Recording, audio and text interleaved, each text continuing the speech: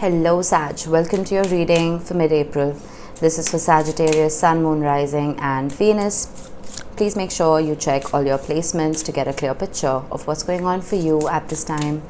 As always, this is a general reading. It may or may not resonate for all of you. Please take the bits that do resonate and leave the rest behind for somebody else. Alright Sag, I'm primarily a love reader. That's what I'm going to focus on. If anything else shows up, I will address it, of course. And if this reading does indeed resonate with you, then any interaction with it, whether it's a like or a comment or a subscribe, will not only help my channel grow, it's going to add your energy to the collective pool and just make it easier for me to read for everyone just a little bit better. Alright, we're starting off with a few oracle cards, and towards the end of the reading, I will be pulling a few cards from the universe just to connect the dots. Okay.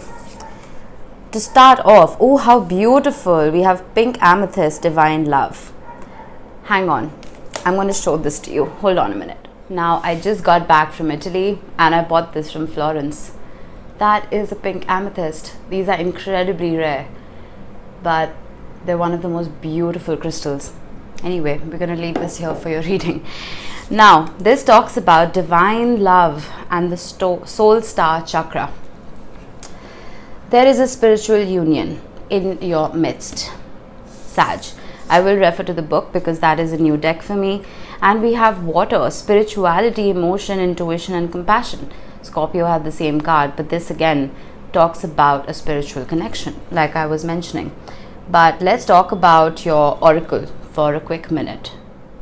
Now it says, pink amethyst puts emphasis on healing, patience and love, and allows you to fully align with your soul's purpose and path, radiating divine love in a way that allows you to accept yourself and others without judgment. That's interesting because we have intuition and compassion right here. Compassion operates without a bias, right?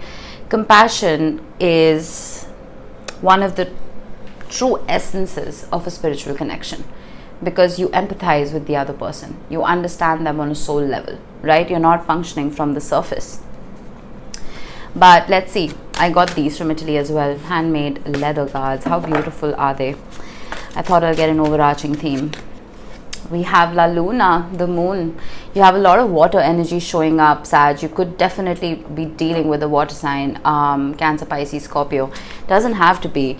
But there is a deep dive that needs to be taken into your psyche. Your intuition is your superpower right now. There's something very fluid and very gentle about this connection. There's almost an unconditional kind of love that wants to show up.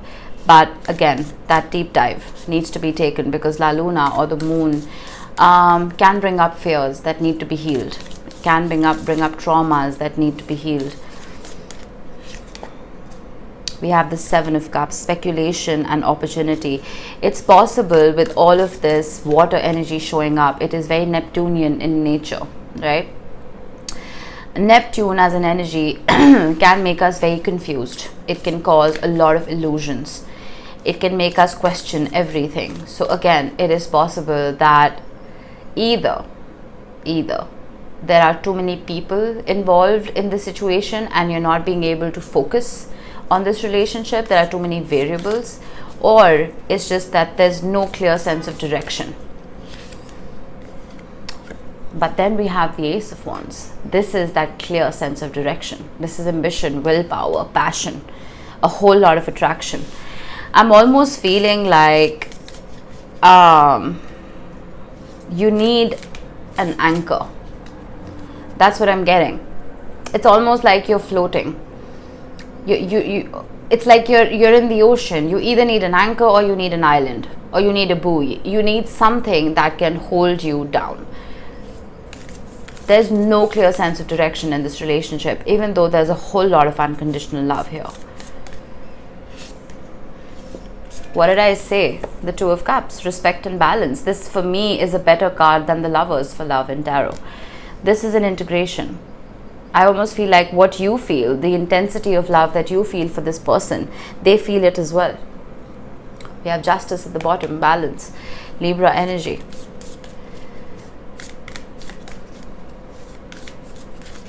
This is intense. The Seven of Pentacles, investment and diligence. I feel like you've invested a whole lot of time and energy into this connection. And some of you may be a little disappointed as to the returns that you have received. It's possible that all the love that you have poured in, you haven't gotten back. Not because it's not there, because it most definitely is. But there's something that is holding this connection back. Again, it could be outside energies, outside parties for some of you. For the others, it is just, like I said, an unclear sense of direction, the longevity of this relationship. Maybe there is no blueprint for the future. The Six of Pentacles, generosity and assistance. I saw the Justice card, and for me, the Six of Pentacles is the minor arcana of the Justice card. This is balance. This is kindness. This is generosity of spirit. This is equal give and take, which maybe was not coming about in the past. It is possible. I see that changing now, because I see the Ace of Wands right smack dab in the middle of your reading. This, like I said, is passion. It is attraction. It is love. It is someone wanting to make a move. We have reflection and diligence with the Page of Swords. It's possible that you are keeping tabs on each other from a distance. It's possible that there is no communication at the moment. And then we have the Justice card again, understanding and karmic balance with the Chariot. How beautiful. Now, the Chariot showing up is interesting because Mars is in Cancer and the Chariot is a Cancer card. All right, there could be a touch of passive aggressiveness, but when Mars is in Cancer, it almost allows us to be vulnerable. It helps us see strength in vulnerability. It helps us wear our heart on our sleeve and be open about how we feel, open up our heart without fear of judgment, right? I see things shifting here, where earlier you were both operating from a place of fear and a place of not knowing where to go, floating around, right, in the middle of nowhere. I see you anchoring yourself and having that sense of direction now, because the Chariot, like I said, talks about direction and willpower, right? The Chariot in the original Rider-Waite represents two horses that need to be balanced, right? They need to be reined in and have tunnel vision so that you can lead yourself to victory. With justice, understanding and karmic balance, there needs to be compassion, of course, but there needs to be empathy more than anything else. It is possible that the person you are dealing with is dealing with demons of their own, right? There could be addictions involved for some of you with the Seven of Cups. It is possible, but not for everyone. But there is a sense of confusion. You need to accept that this person is handling their own shadows at the moment, and once they have successfully healed them, they can start showing up correctly. That is why divine love is here. It is that unconditional love. It is patience. It is understanding. It is compassion.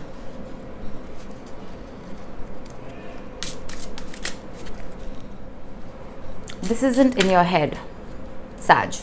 It's not. It's okay then. I think this is the third time this has happened. The Ace of Wands landing on top of the Ace of Wands.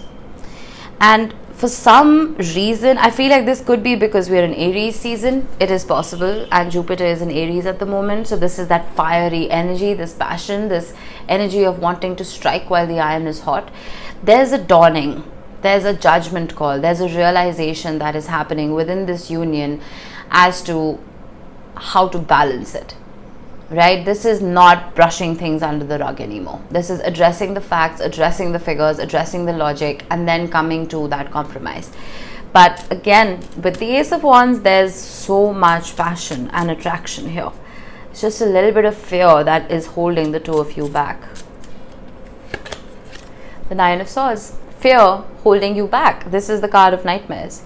The Nine of Swords is self-orchestrated, right? This is not what the universe has planned for you.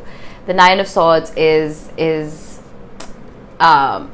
staying up at night, not being able to sleep, having nightmares. But you see the bottom of the deck again. Look at the potential here. The Ten of Pentacles. For some of you, there could be a fear of commitment, either on your side or on your person's side. But just because that fear is there, that is just an archetype that they're dealing with because of past traumas and triggers. It doesn't mean they don't feel what you feel, right? We confuse the two things sometimes when we're dealing with someone who's, let's say, a dismissive avoidant, for example, right? The way they conduct themselves is because of their past wounds. It's not because they're not interested. So do a little deep dive into the psychology of archetypes, into the psychology of avoidant attachment styles. That may help you. And if you are one yourself, it may help you understand yourself better as to why you're not being able to move forward in the correct fashion, right? It'll help you get out of this Nine of Swords energy. That is what the moon does, right? It's gonna get the fears to bubble up to the surface so you can heal them and address them. Okay, the cards are being weird. Let's see. I can't. I shuffle these cards so well, but the Ace of Wands and the Ten of Pentacles has been showing up for everybody. And the reason that is, in my opinion, it's because Saturn has entered Pisces, right?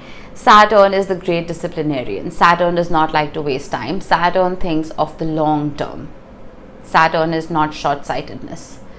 And Pisces is a sign of unconditional love. It is a sign of empathy and compassion. This is creating that legacy of love. This is a happy home, happy family. This is not wasting any time.